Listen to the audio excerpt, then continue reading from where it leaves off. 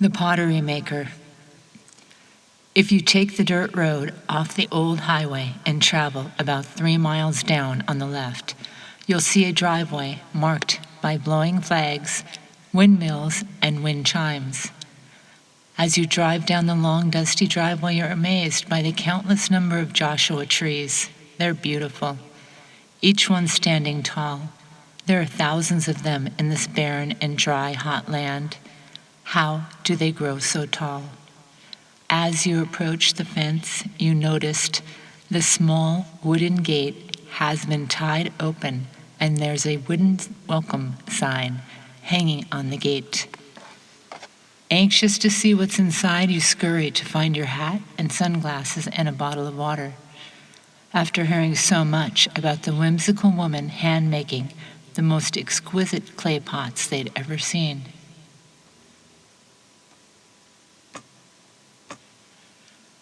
Making your way through the open gate, you're immediately taken by surprise. There are clay pots everywhere. There are large ones and very large ones, medium-sized and teeny-tiny ones. There are pots that are full of flowers and fruits. There are pots that are full of a variety of mixed nuts. There are pots full of water, and there are pots full of wine. What a festive sight. Pots are so colorful. They are a rainbow of tones and hues. You think to yourself, people told stories, but I had no idea it was going to look like this. The most magnificent I've ever seen. What's your name, cutie? A voice said from across the yard, around a stack of pots. Yeah, you, cutie. I'm looking at you. What's your name, cutie?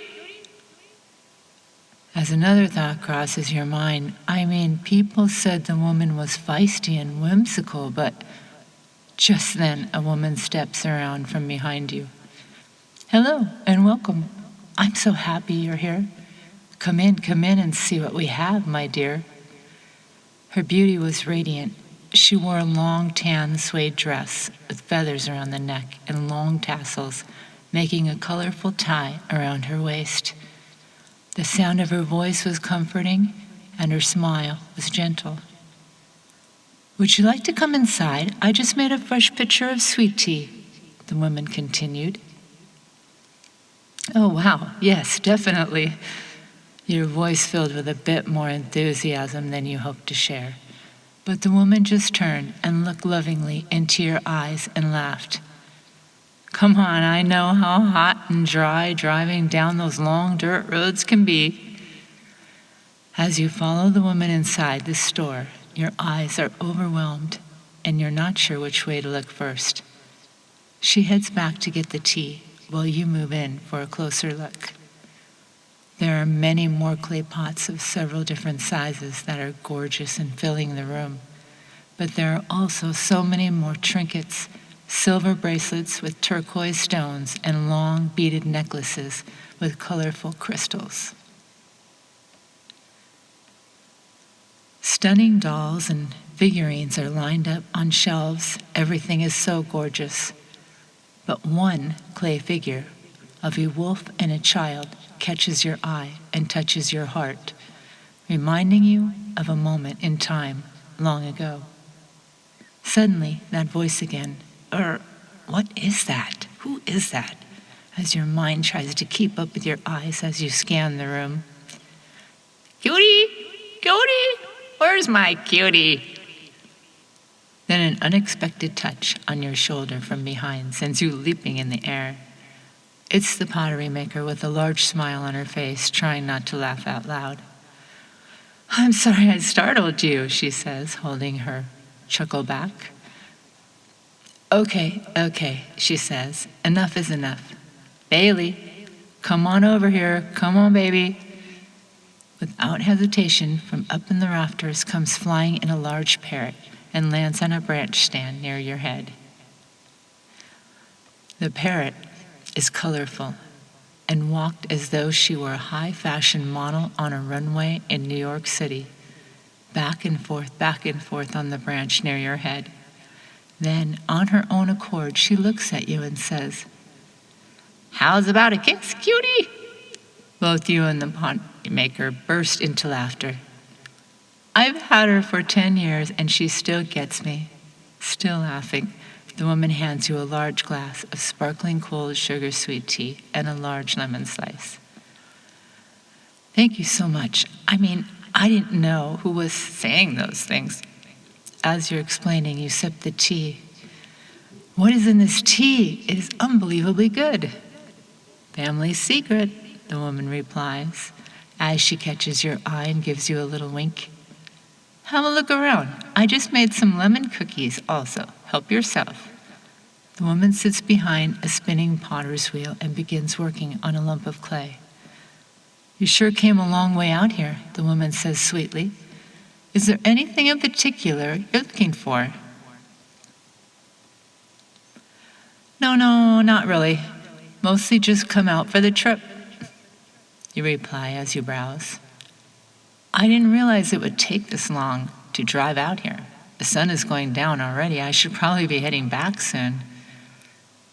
To not appear rude, and as a solution to your overwhelmed, indecisive state of mind, you randomly choose 3 pots to buy and place them on the counter. Wonderful! I will wrap them up for you quickly and you will be on your way. The woman carries the pots to package them. I know what you really want, Bailey squawks. What? You say back quickly, questioning your personal sanity as you hold a conversation with the parrot. I know what you really want. And so does Mom. And so does Mama. I know what you really want. The parrot begins to squawk louder and louder as a woman shouts from the back, Bailey, be nice and be quiet.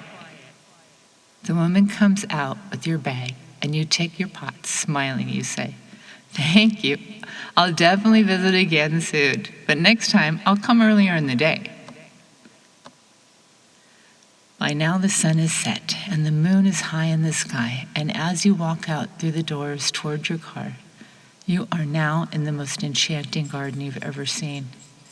What seemed as though was a little simple pottery making store earlier has now become a fantasy of twinkling lights, fireflies, candles hanging, and tiki lamps burning.